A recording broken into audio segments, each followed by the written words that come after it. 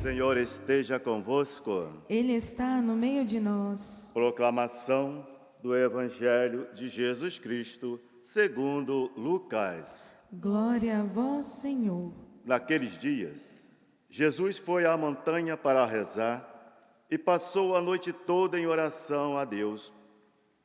Ao amanhecer, chamou os seus discípulos e escolheu 12 dentre eles, os quais deu o nome de apóstolos: Simão, a quem pôs o nome de Pedro, e seu irmão André, Tiago e João, Filipe e Bartolomeu, Mateus e Tomé, Tiago, filho de Alfeu, e Simão, chamado Zelota, Judas, filho de Tiago, e Judas Iscariotes, aquele que se tornou traidor. Jesus desceu da montanha com eles e parou num lugar plano. Ali estavam muitos de seus discípulos e grande multidão de gente, de toda a Judéia e de Jerusalém, do litoral de Tiro e Sidônia, vieram para ouvir Jesus e serem curados de suas doenças. E aqueles que estavam atormentados por espíritos maus também foram curados. A multidão toda procurava tocar em Jesus, porque uma força saía dele e curava a todos. Palavra da salvação. Glória a vós, Senhor.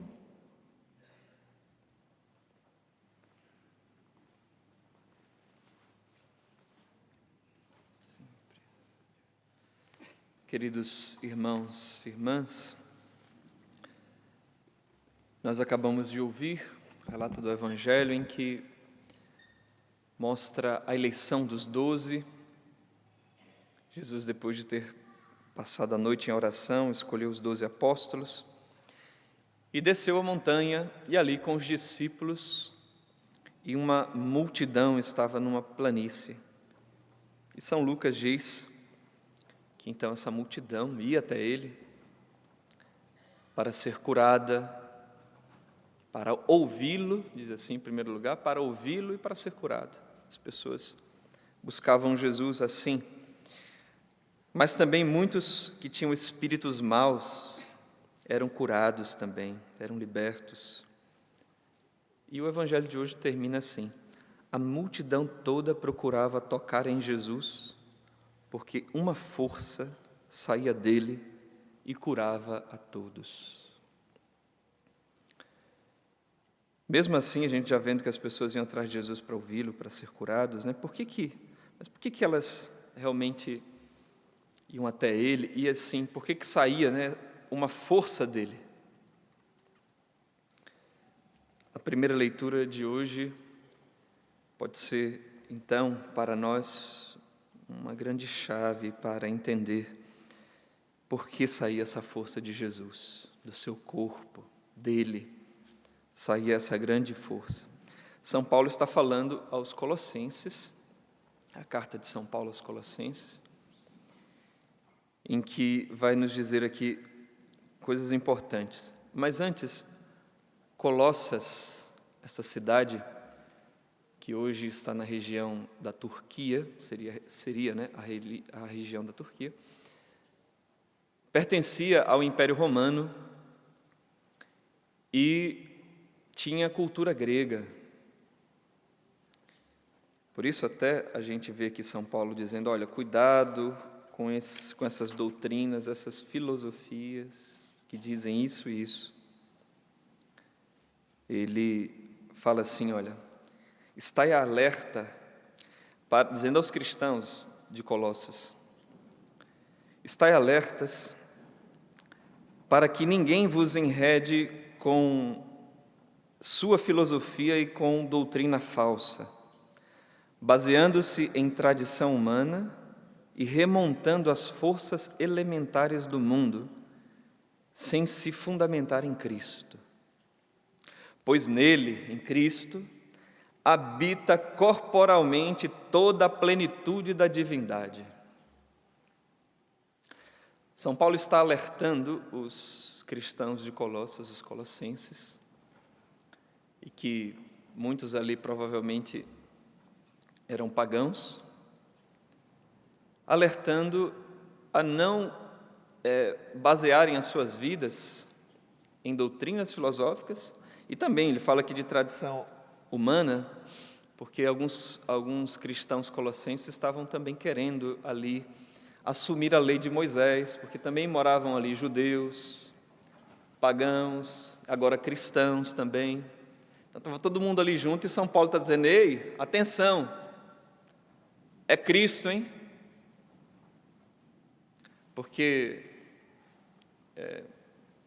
acho que muitos de vocês sabem que na época ali de São Paulo, e até antes, séculos antes, havia filósofos que diziam, né, que chegavam a dizer que a origem de todas as coisas, do mundo, do universo, a origem consistia nos elementos da natureza.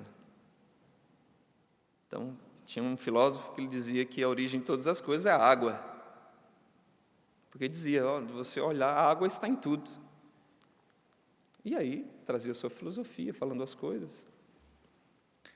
Aí um outro vinha e dizia, não, está no fogo, devorador, que consome todas as coisas.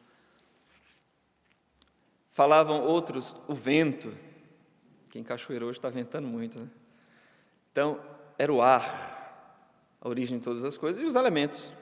Ou às vezes ligavam realmente a divindade a esses elementos. E São Paulo está dizendo, não. É nele que habita corporalmente toda a plenitude da divindade. É em Jesus, é no seu corpo. E ainda acrescenta, dele também vós estáis repletos. Vós estáis repletos, pois ele é a cabeça de todas as forças e de todos os poderes. Em Jesus está corporalmente a divindade plena. No homem Jesus, nascido da Virgem Maria. Ontem a gente celebrava a natividade de Nossa Senhora, anuncia então a vinda do Salvador. Porque, gente, desde todos os séculos o homem busca realmente sentido para a sua vida, respostas para o sofrimento, a origem das coisas, sempre buscou. E aí cada um vai tentando achar um jeito e tentando achar um modo de chegar até a divindade, de chegar até Deus. Então, às vezes, fazendo penitência, buscando uma vida solitária, talvez ser iluminado e assim poder aceder a Deus, chegar até Deus. Só que isso não é possível ao homem. O homem não pode por sua força, ele pode fazer o que ele quiser para ele chegar até Deus.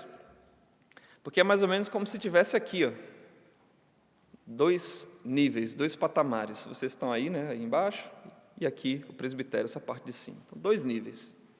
O homem está aqui e a divindade lá. O homem não consegue, por mais que ele se esforce, dar um salto e chegar aqui. E São Paulo e o cristianismo, especialmente o catolicismo, mostra, argumenta e crê que aquele que estava lá em cima desceu até aqui embaixo e se tornou um degrau para que a gente que está embaixo possa agora subir até cá em cima. Jesus Cristo é o mediador, é o degrau que está no meio. Ele desceu para poder fazer a gente subir, entende? Agora a gente pode pegar o nosso pezinho, aceitando a salvação que Ele nos dá, a revelação, Ele vem até nós e aí a gente poder nele subir, chegar até Deus. Porque nele, naquele homem, que saía uma força e as pessoas iam para ouvi-lo, estava a plenitude da divindade. Então não é só uma questão de, veja, por mais que você fosse o mais iluminado dessa terra, buscasse uma purificação, buscasse assim um desapego das paixões, nenhum de nós conseguiria chegar até Deus, porque nós precisamos do perdão dos nossos pecados. É o que São Paulo diz aqui.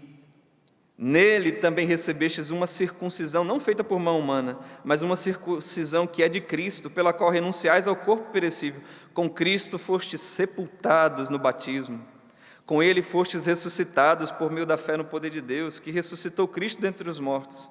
Ora, vós estáveis mortos por causa dos vossos pecados, e os vossos corpos não tinham recebido a circuncisão, até que Deus vos trouxe para a vida junto com Cristo, e a todos perdoou os pecados. Existia contra nós uma conta a ser paga, mas Ele cancelou, apesar das obrigações legais, e eliminou, pregando-a na cruz. Deixa eu dizer melhor, Ele é o degrau, a cruz é essa escada pela qual a gente sobe. E isso, quem de nós podia dar a si mesmo? Quem de nós? Então, Ele é o centro do universo. É nosso Senhor Jesus Cristo. Por isso que a igreja prega e anuncia.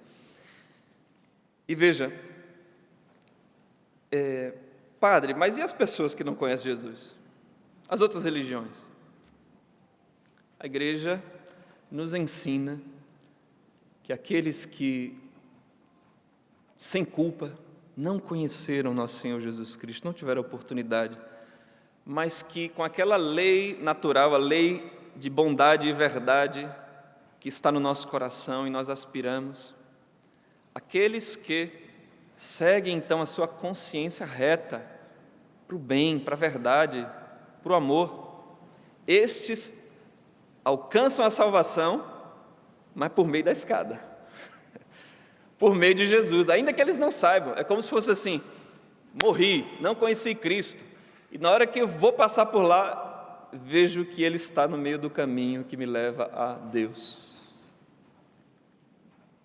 É Ele, gente. Mas aí tem um detalhe aqui também, que este que nele habita a divindade, Ele escolheu 12. Ele instituiu uma igreja.